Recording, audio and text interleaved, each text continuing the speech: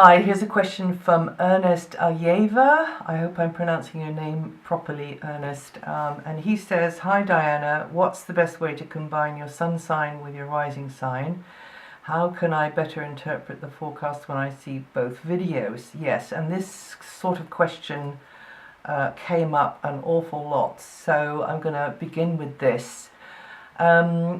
Your sun sign astrology is different to natal chart astrology, and the positions of the position of the sun in popular sun sign astrology forecasts can be tracked, but the position of the ascendant or the moon, although you don't mention the moon, that can't be tracked.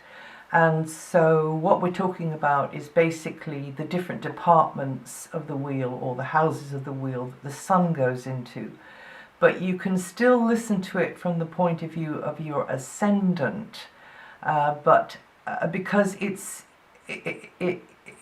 not a question of different forecasts needed for the ascendant and sun sign. It's a question of listening to it in a different kind of way. So the sun is about your innate sense of selfness in this world, but the ascendant and also the midheaven are representations of that selfness. So they're more like the outward manifestations of that selfness. So in other words, the forecast for the ascendant, if you're listening to a sun sign forecast but it's really your ascendant, then you should be listening that more from the point of view of outward manifestation, right? And if it's for the sun, then listen to it for maybe more related to your sense of identity. Timings, though, are different, because in the sun, the tracking of the sun through, we use a template basically in sun sign astrology which is giving 12 equal spaced houses, but in reality that's not true. The only time that the houses are of equal distance and equal size is if you were born on the equator. So inevitably, if you're born in the northern hemisphere or the southern hemisphere, there's a distortion there, and there are different degrees. Some houses are very, very big, and then you get two signs in one house, and some are very small, where you get one sign going through one house and then going on into the next house.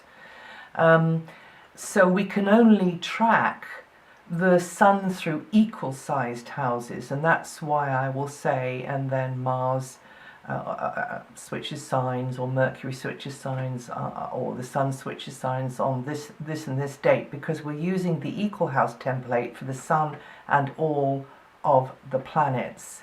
But if you're listening to it as if it were your ascendant, then you mustn't pay attention to that, because your ascendant might be in the very last degree of that sign, or in the very first degree. Well, if it's in the very first degree, that's okay, but it might be in the middle. So the dates that I'm giving are related to the degrees that the planets or the sun is in.